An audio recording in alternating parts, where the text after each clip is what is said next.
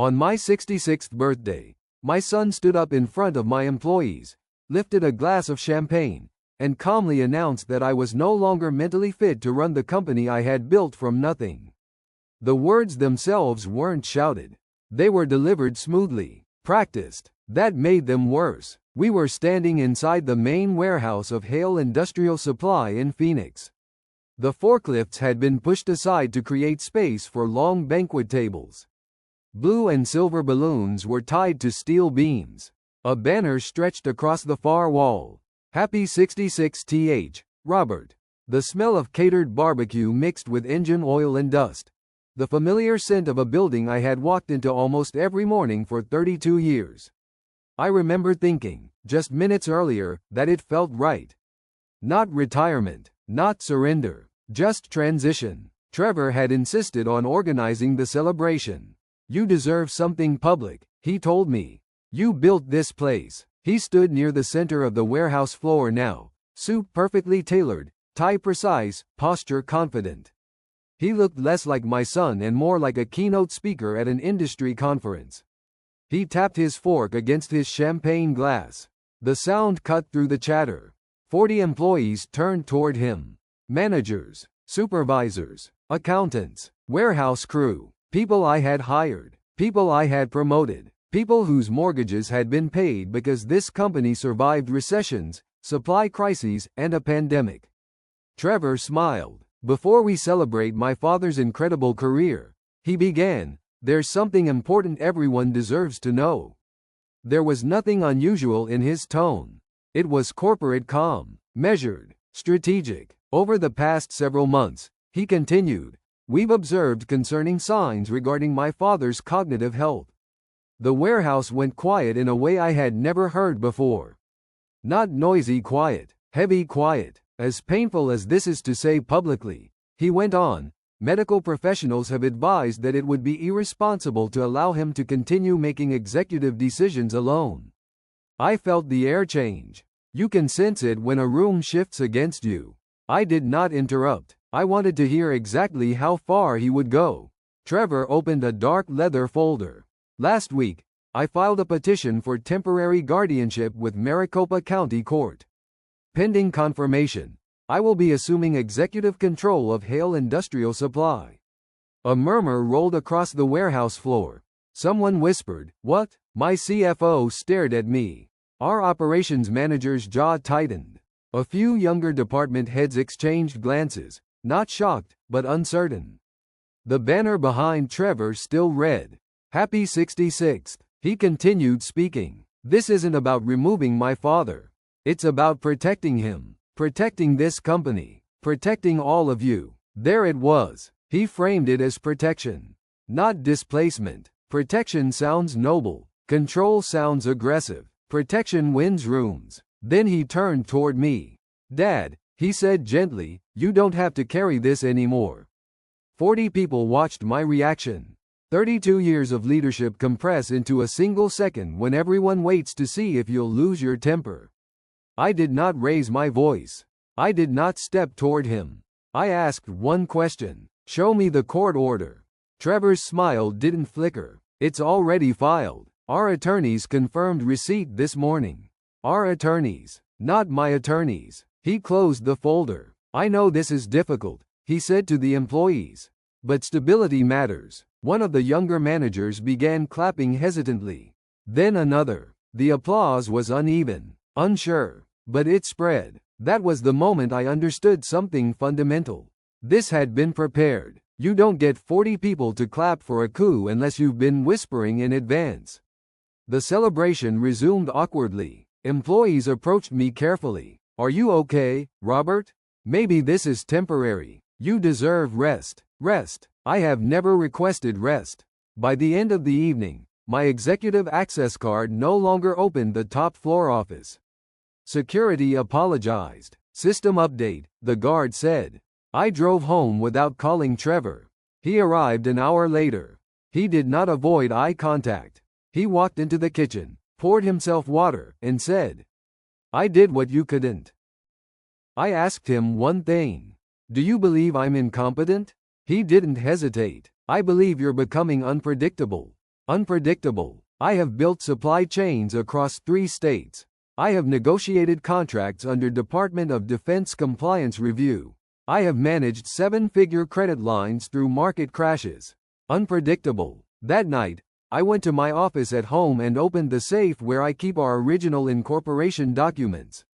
The date on the filing: June 3, 1991. Trevor was 5 years old. I ran my finger across the raised state seal. Then I checked my corporate email.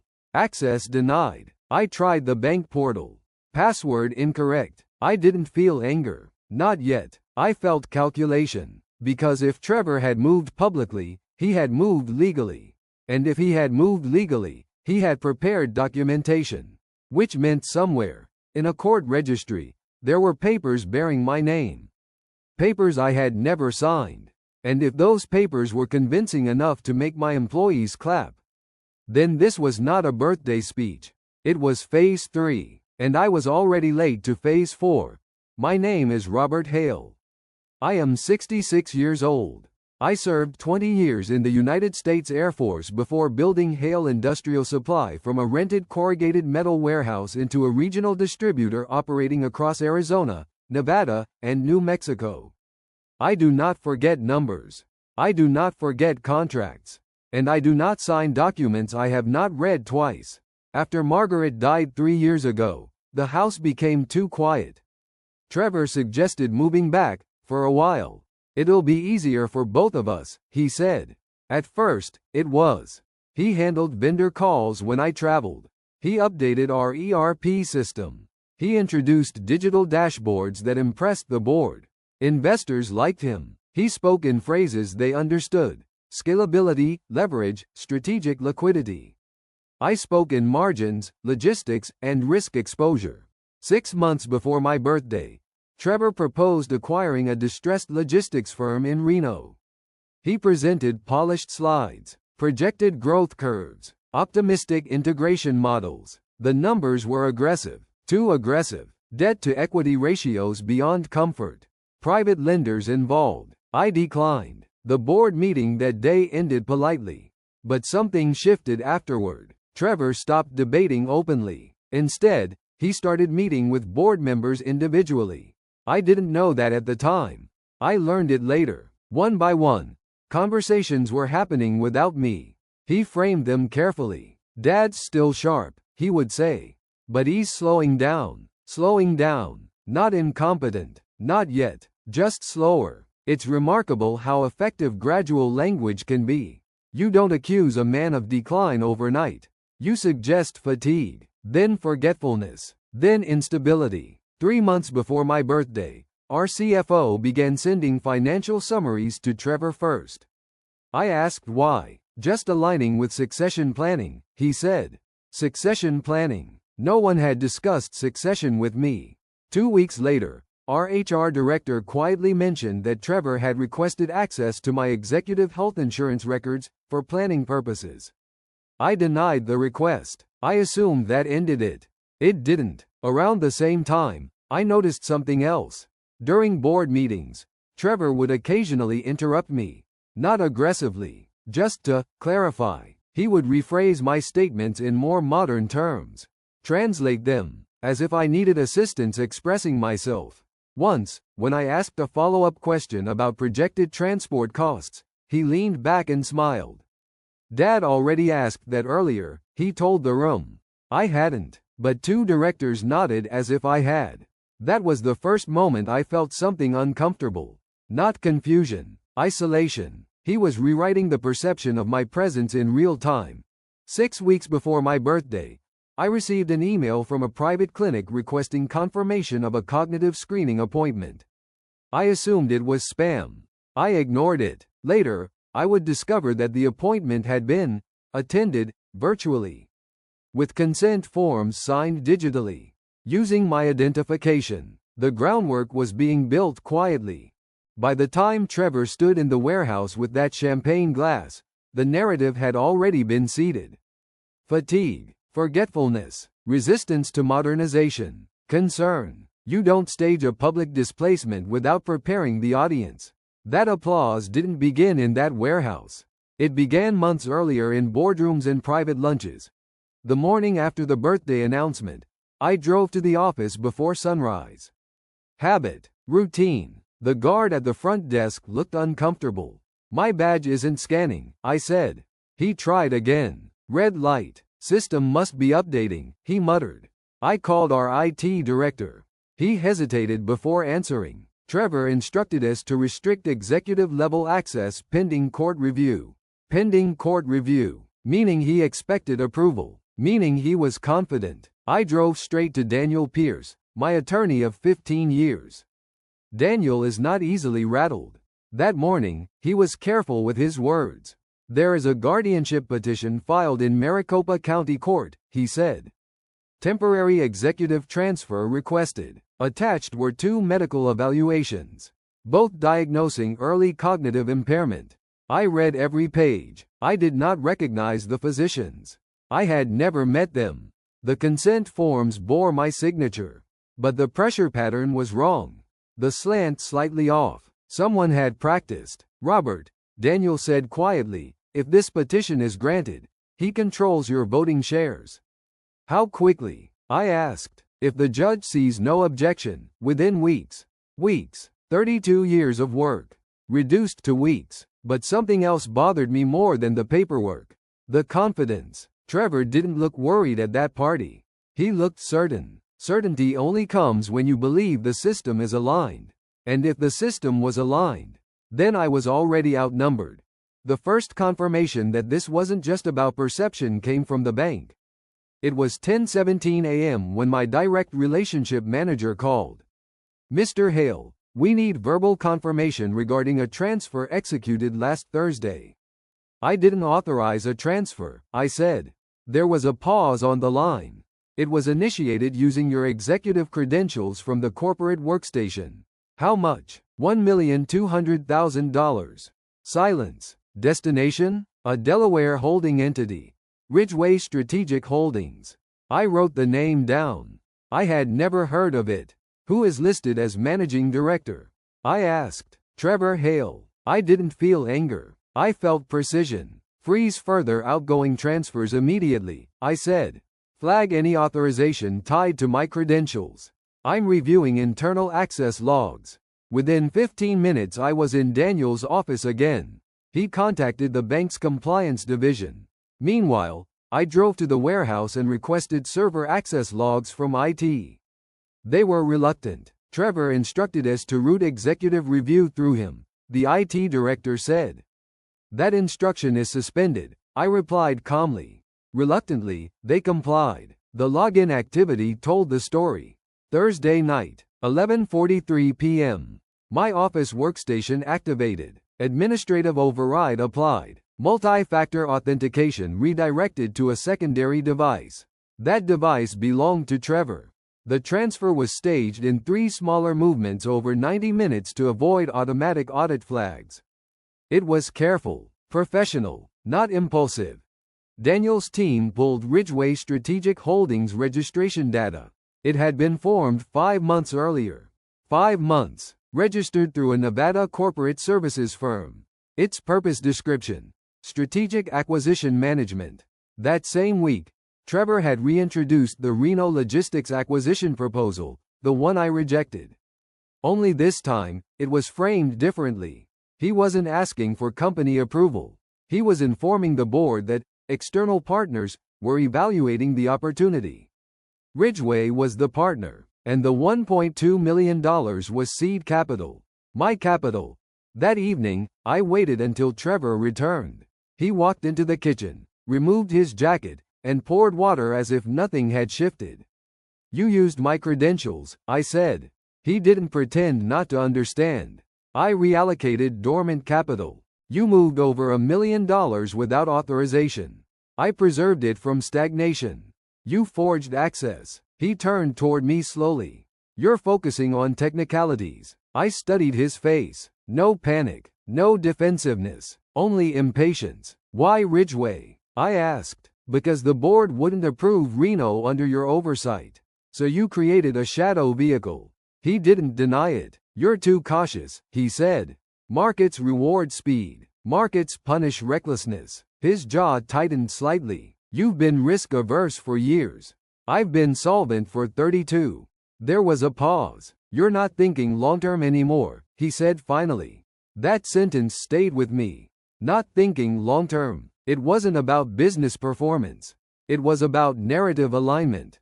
If he could convince enough people that I had become conservative to the point of obstruction, then removing me looked strategic, not personal.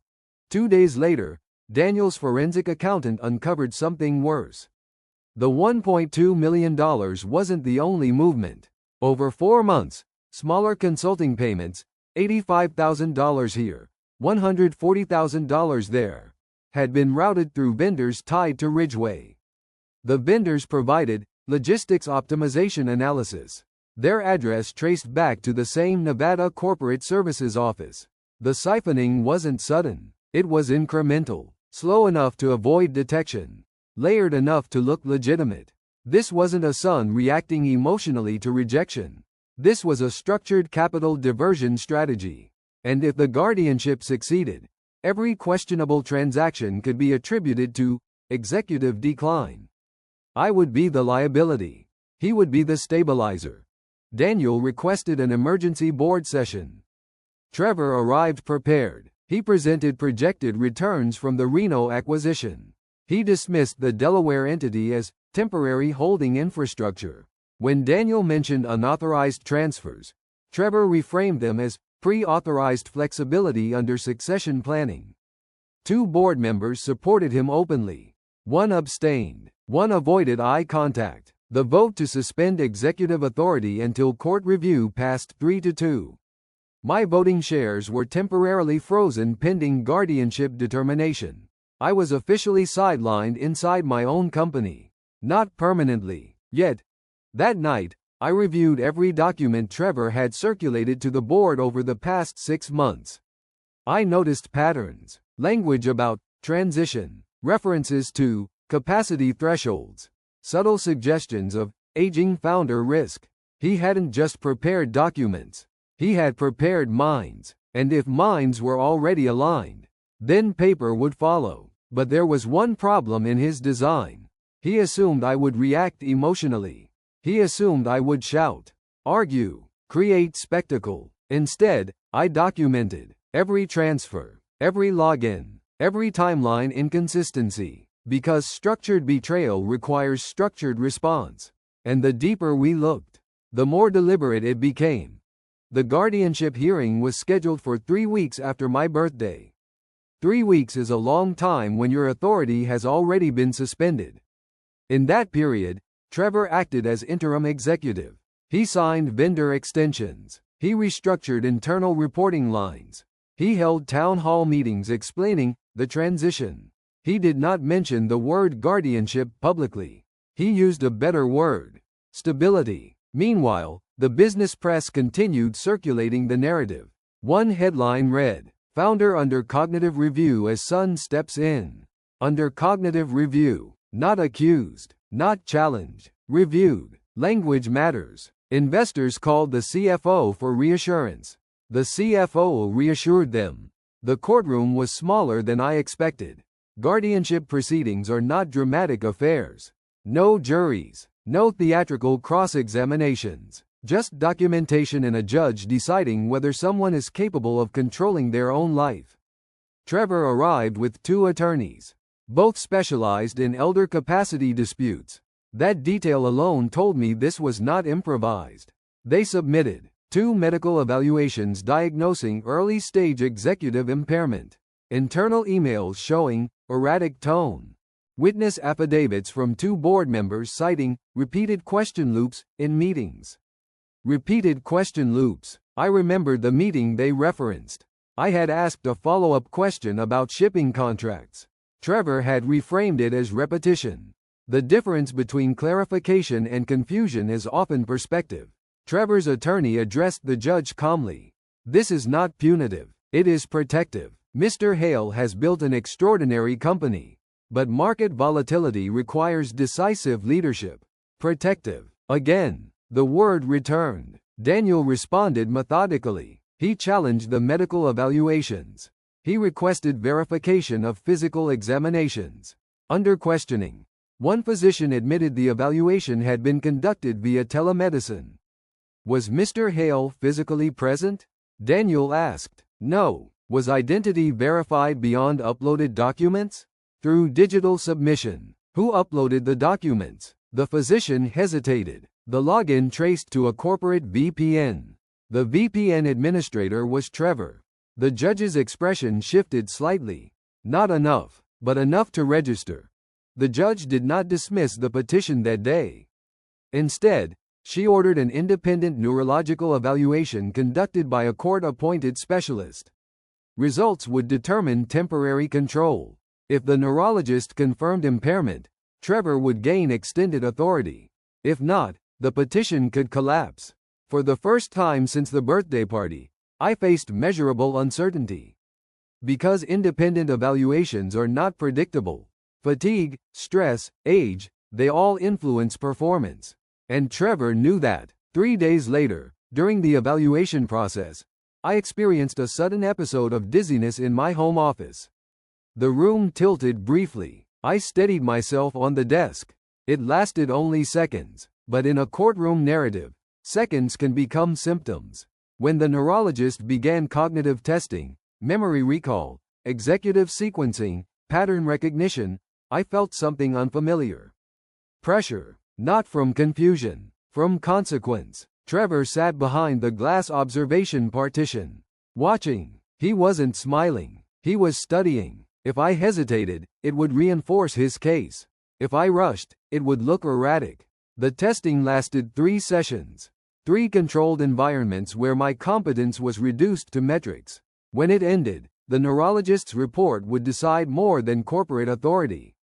It would decide credibility. During that same week, Trevor initiated another move. He proposed an emergency asset realignment to protect liquidity during leadership review.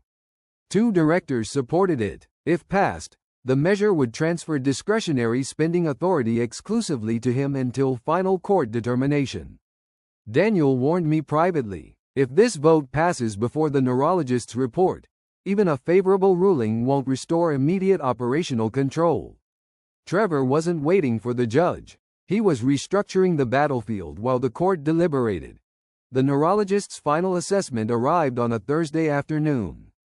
Daniel read it first, then looked up at me. No measurable cognitive impairment, executive reasoning intact, analytical stability above average for age cohort. The guardianship foundation cracked, but it did not collapse instantly. Because Trevor's legal team pivoted. They reframed the issue as strategic difference in leadership philosophy.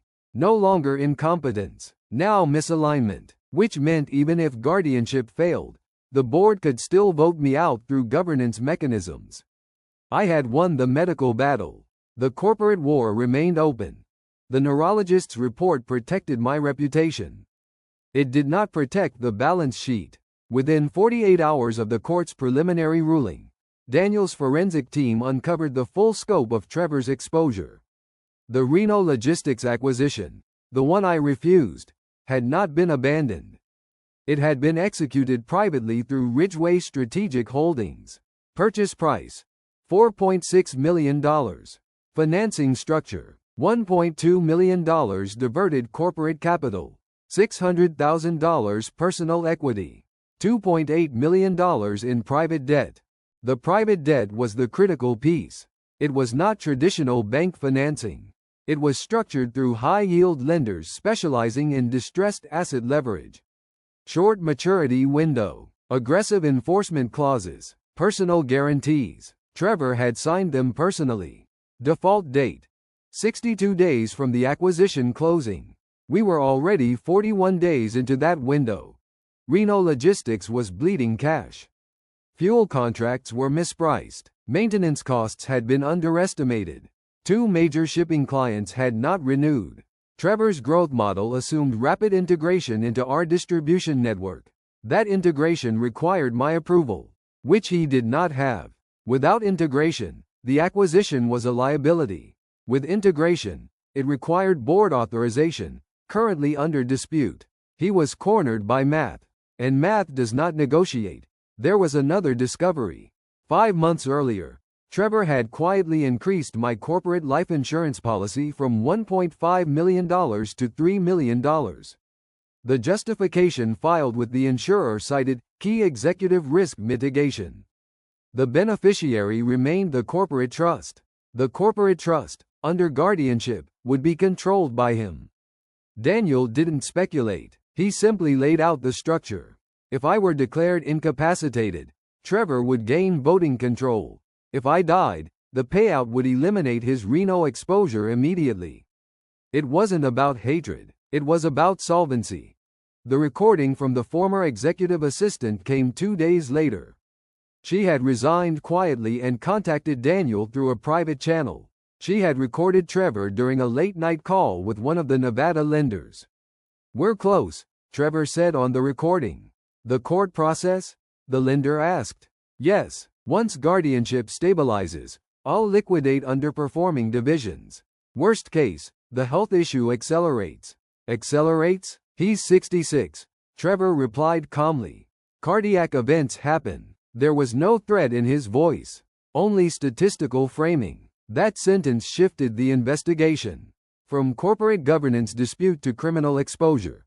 Meanwhile, the board scheduled another emergency vote. Agenda: temporary asset freeze and exploration of majority sale options. A private equity group had approached Trevor with a proposal.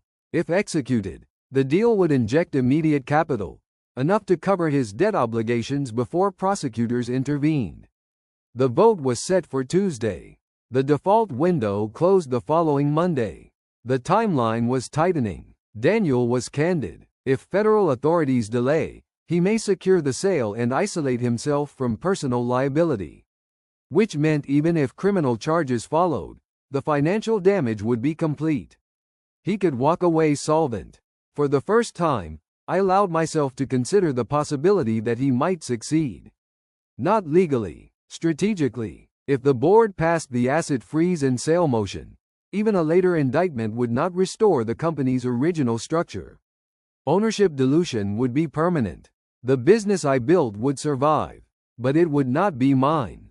That night, I walked through the warehouse alone. The lights were dimmed, forklifts parked in disciplined rows. I stopped beside the first shelving unit we ever installed. I remembered Trevor at 10 years old, running through these aisles. He once believed this building was magic. Somewhere between ambition and entitlement, magic turned into leverage. I did not feel hatred. I felt recognition. He wasn't reckless. He was impatient. And impatience under debt becomes dangerous. Perhaps even praised for decisive leadership. Daniel met with federal prosecutors the next morning. They were thorough, methodical, unwilling to rush. "We need clean forensic certification," one agent said. "If we move prematurely, defense will argue corporate dispute, not criminal fraud." Time was the variable we did not control. And time favored Trevor, because each passing day moved him closer to default, and closer to justifying liquidation. If the sale closed before indictment, reversing it would take years. At 66, years are not theoretical. They are measurable. The debt clock was ticking. The board vote loomed. The prosecutors were reviewing. Trevor was negotiating. For the first time since the champagne toast, I understood the real risk. He might not win in court, but he might win in timing. And timing was everything. The pressure wasn't only financial. It became physical. 3 days after the recording surfaced, I experienced dizziness during a supplier strategy meeting in Conference Room B.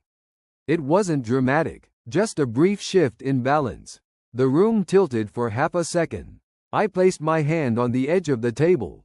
Trevor was seated across from me. He reacted immediately. "Dad, sit down," he said, stepping forward. 3 department heads watched as he guided me into a chair.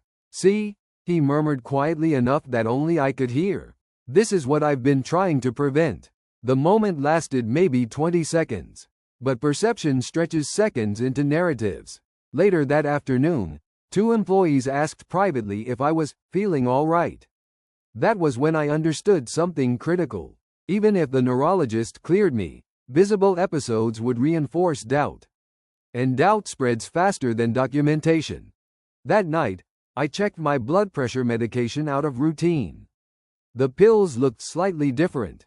Same bottle, same label, different texture. I drove to my cardiologist first thing in the morning. He tested the sample. The tablets were not lisinopril.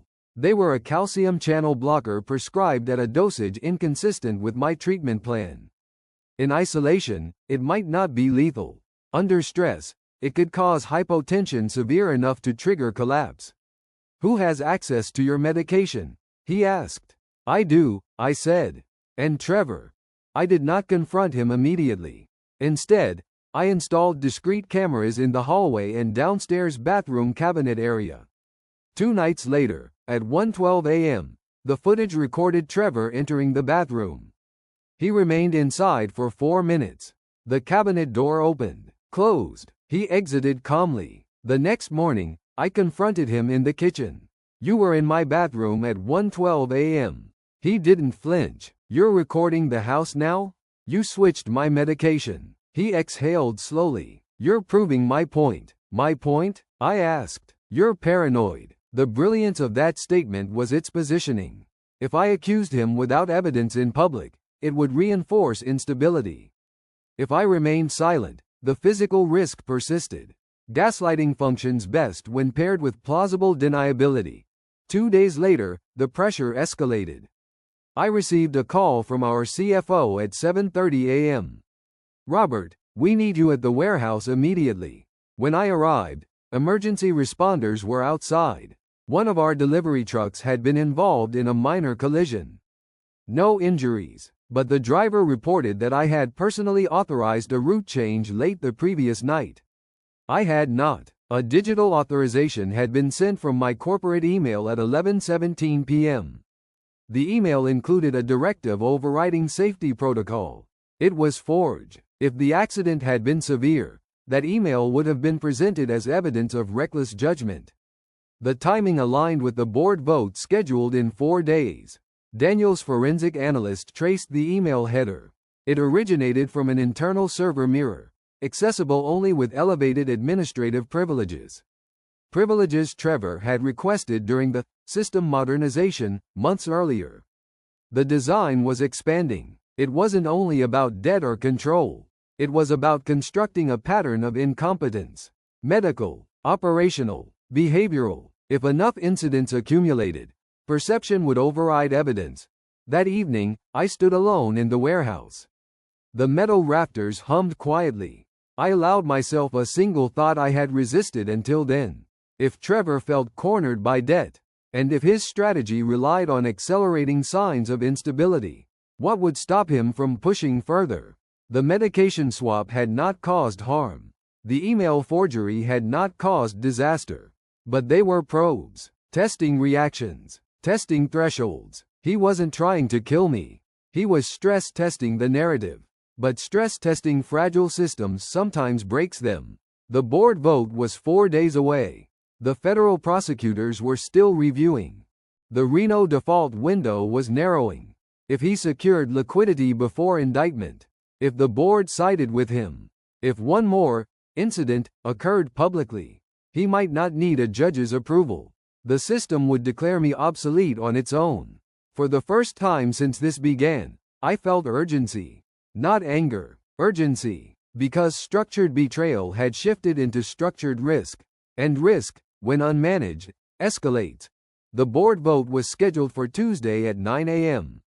Agenda Item 1. Temporary asset freeze. Agenda Item 2. Authorization to negotiate majority equity sale with a private equity group out of Dallas.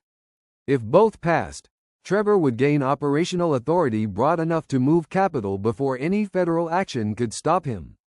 The Reno default window closed the following Monday. 6 days. Time was no longer abstract.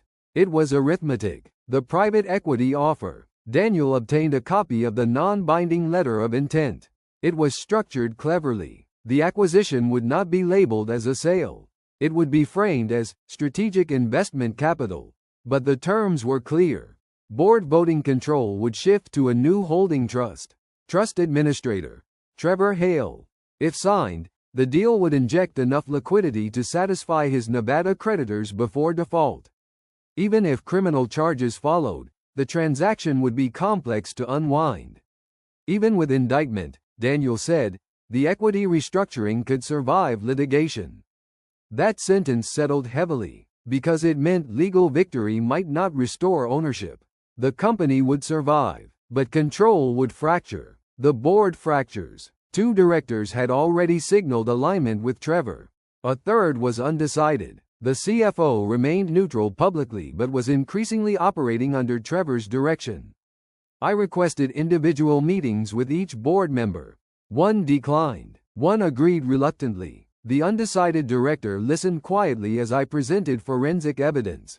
He studied the documents carefully. Then he said something I did not expect. Robert, even if Trevor overreached, markets respond to youth, to speed. Investors trust momentum. Momentum without discipline collapses, I replied.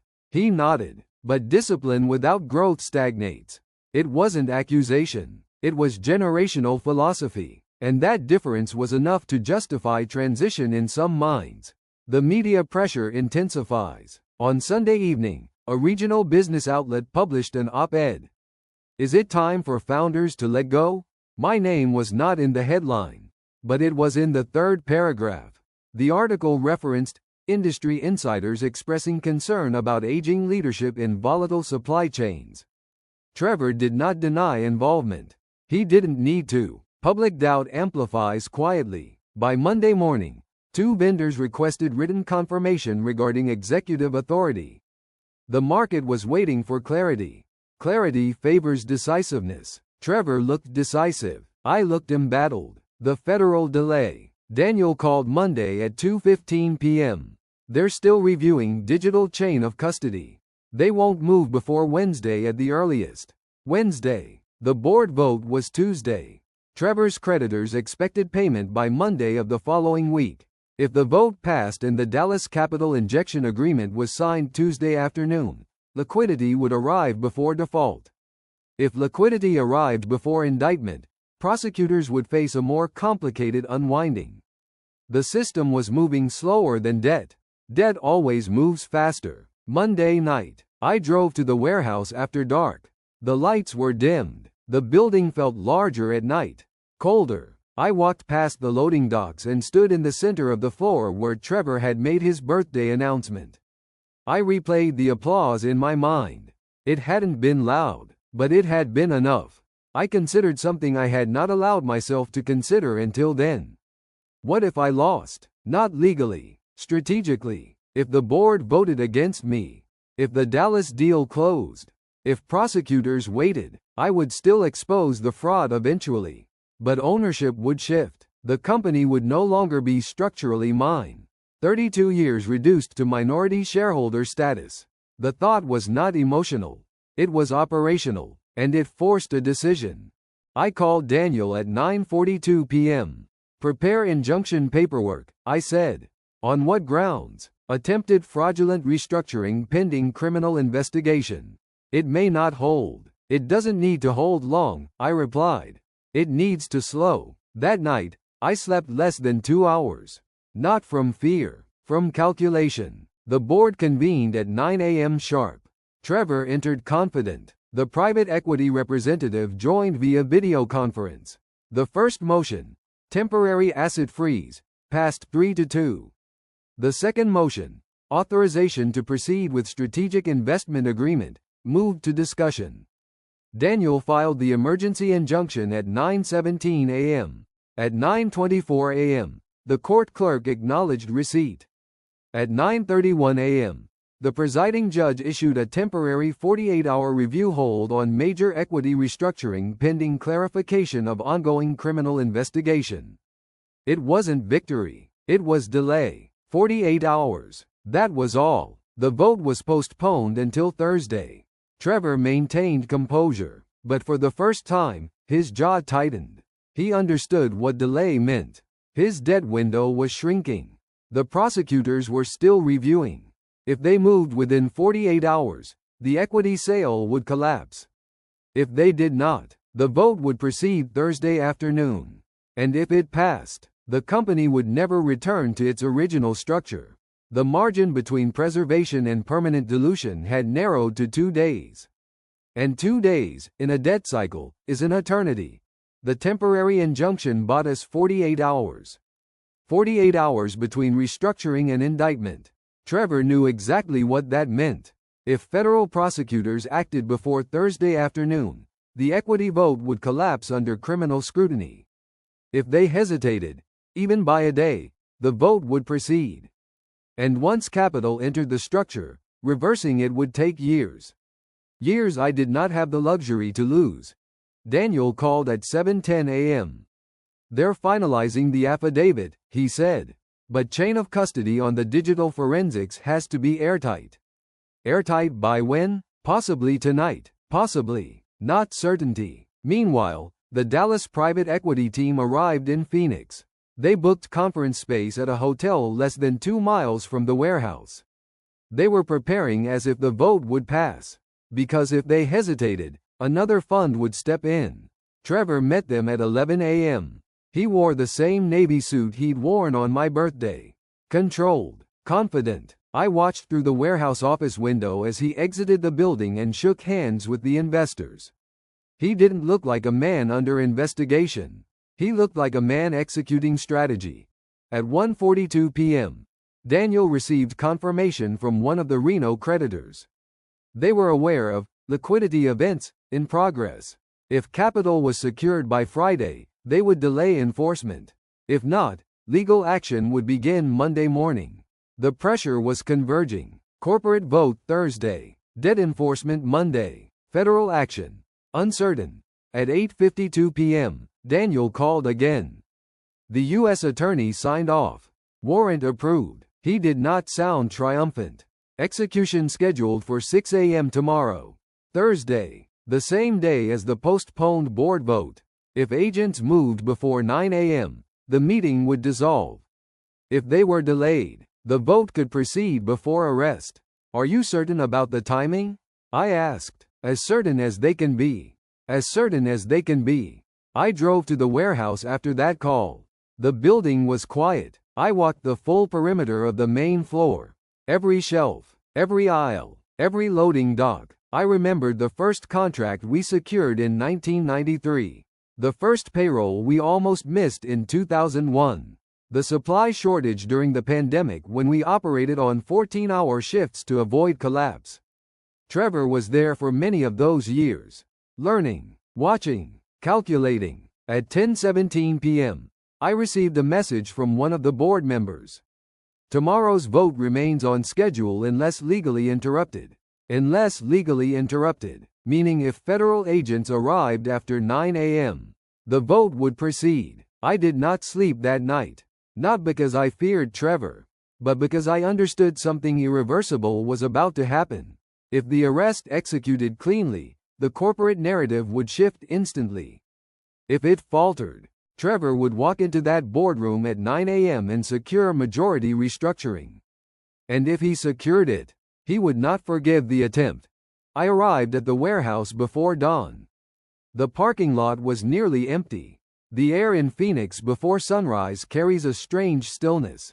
At 6:08 a.m., 2 unmarked SUVs entered the lot. 4 agents stepped out. No sirens, no spectacle. Professional, precise. They entered through the main doors with badges displayed. Trevor arrived at 6:12 a.m. He walked in briskly, phone in hand, speaking to someone. He froze briefly when he saw the agents. The lead investigator approached him calmly. "Trevor Hale? Yes, you are under arrest for wire fraud, identity fraud, falsification of medical documentation, and attempted unlawful guardianship." The words echoed softly in the lobby. Employees began arriving for their shifts. They stopped, watched. No one clapped. The same floor that had applauded his announcement now stood silent. Trevor looked toward me, not shocked, not enraged, evaluating. For a fraction of a second, I saw something shift behind his composure. Not fear, realization. The board vote would not happen. The Dallas investors would withdraw. The Reno creditors would escalate. The structure had collapsed. As agents secured his wrists in handcuffs, he leaned slightly toward me. "You escalated this," he said quietly. "You engineered it," I replied. The SUVs left at 6:21 a.m. At 8:47 a.m., the board meeting was officially canceled.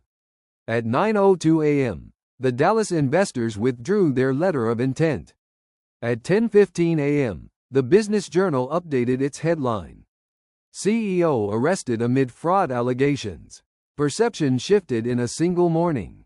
But victory did not feel like triumph. It felt like containment. The company survived the vote. But something far more fragile had already fractured. The detention center was 20 miles outside the city. Concrete walls, metal detectors, muted voices. Trevor requested the meeting 2 days after his arrest. His attorney was present in the facility but not in the room. Just glass between us, a receiver in my hand, a receiver in his. He looked different, not broken, but recalibrated. "You didn't have to involve federal agents," he began. His tone was controlled, measured, as if we were discussing contract terms. "You forged medical records," I replied. "You filed criminal charges against your own son." I presented evidence. He leaned back slightly. "You forced escalation." "No," I said calmly. "You structured it." He studied my face. "You always believed you were the only one capable of steering this company," he said. "That's not accurate." "It is. Every decision had to pass through you. Every expansion, every hire, every risk. You were not prevented from growing," I replied. "I was contained." There it was. Not greed, not desperation, resentment. "I proposed Reno," he continued. "You shut it down. Because the leverage was reckless. It was aggressive. It was unstable. Markets reward aggression. Until they collapse." He gave a short, humorless laugh. "You built something durable," he said. "But you built it slow. Slow is sustainable. Slow is obsolete." We held eye contact. Then he said something that mattered more than anything else. "You were never going to let go." I didn't answer immediately, because that accusation was partially true. Founders rarely release control easily. But withholding trust does not justify fraud. "You didn't ask to take control," I said. "You manufactured incapacity. I accelerated transition. You attempted to erase me. You were becoming unpredictable." The word again. Unpredictable. "Explain unpredictable," I said. "You were resistant to expansion. Suspicious of new debt. Skeptical of market velocity. Investors noticed. Investors value survival. Investors value returns. And returns built on leverage collapse." He leaned forward. "You think prison fixes this?" "No," I said quietly. "Prison clarifies consequence." There was a pause. Then he said the sentence that removed any remaining illusion. "I didn't plan to kill you. I didn't blink. You increased my insurance coverage. That's standard key executive policy. You replaced my medication." He hesitated. "For one night." "Why?" "To see if you'd notice." That answer was more disturbing than denial. "Why test that?" I asked. "Because if you didn't notice, it strengthened the case." The case. Not his father. The case. "Worst case," he continued, "stress triggered something natural." "Natural? You're 66. The room felt colder. "You created contingencies," I said. "Yes." He did not lower his eyes. No apology. No plea. Only logic. Then I asked the question that had been forming since the warehouse. "If you had succeeded," I said, "would you have told your daughter how you did it?" For the first time since the meeting began, he paused longer than 3 seconds. His jaw tightened slightly. "She wouldn't need to know the details." That was his answer. Not denial. Redirection. "She would see the results," he added. Growth. Stability. Built on fraud. Built on control. Silence. I watched him carefully. This was not a man driven by hatred. He genuinely believed he had optimized the system. He saw me as friction. A variable to be managed. Not a father to be protected. "You think I betrayed you," he said. "You think you didn't? I evolved past you." That was the clearest statement of all. Evolution without constraint becomes predation. You were impatient, I said. I was efficient. Efficiency without ethics destroys foundations.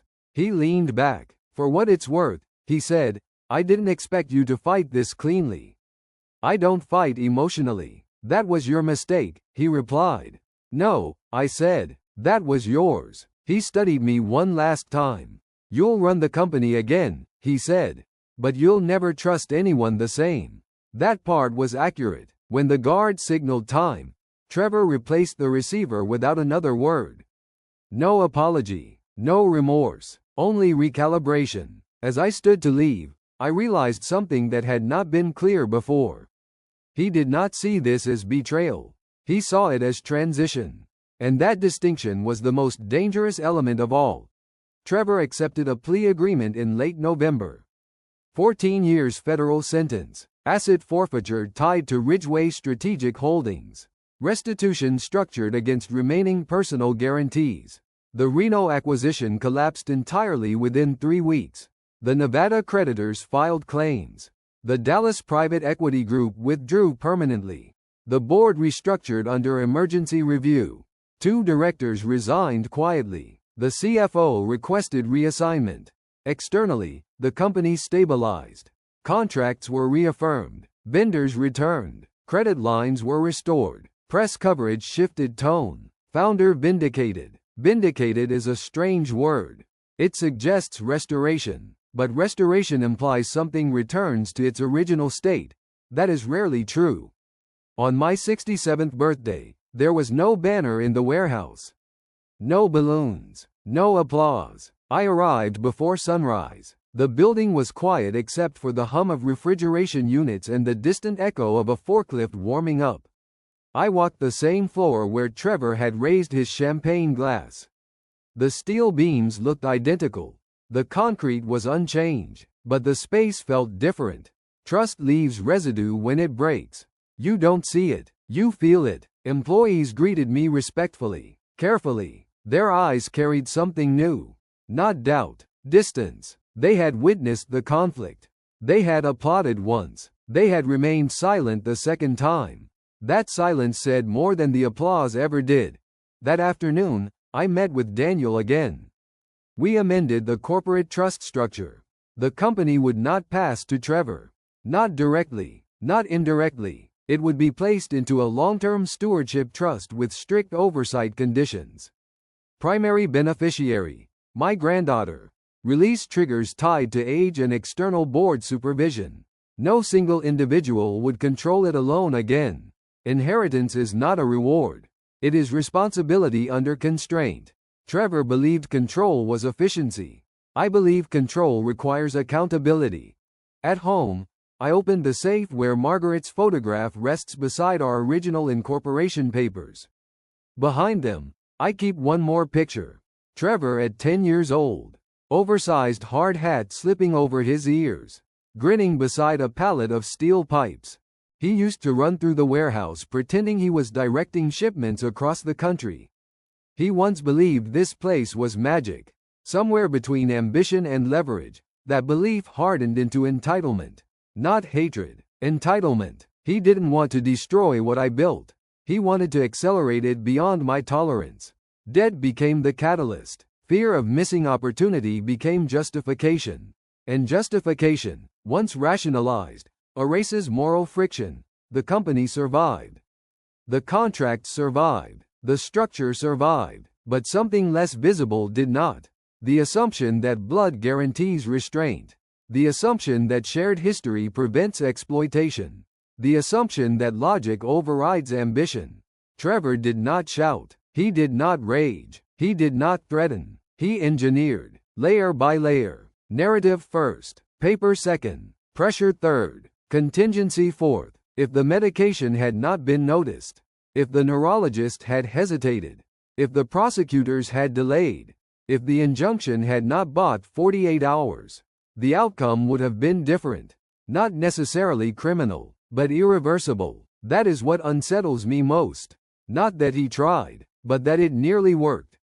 I locked the office and stepped outside as the Arizona sun rose over the steel roofing. The desert air was cool. The building cast a long shadow across the lot. 32 years condensed into a structure of bolts and beams. It still stands. It will continue to stand. But it no longer carries illusion. I do not regret defending it. I do not regret involving the system. Consequence is not cruelty. It is boundary. Trevor believed efficiency justified acceleration. I believe durability requires constraint. Those two philosophies cannot coexist indefinitely under shared control.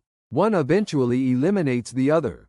I no longer think about whether he hates me. I think about whether, one day, he will understand the difference between growth and extraction, between inheritance and takeover, between evolution and erosion. Until then, the company runs. The trucks depart on schedule.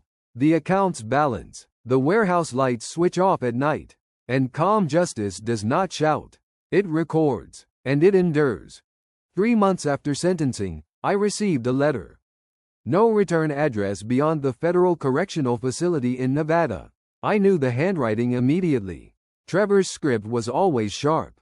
Controlled. Slight right slant. I waited a full day before opening it. Not from fear. From discipline. The letter was 2 pages long. No apology. No emotional language. Just analysis. He wrote that he had reviewed the indictment repeatedly. He disagreed with the framing. He still believed the Reno acquisition would have succeeded under accelerated restructuring. He wrote that risk tolerance separates builders from maintainers. He wrote that I had been a maintainer. Then he wrote something else.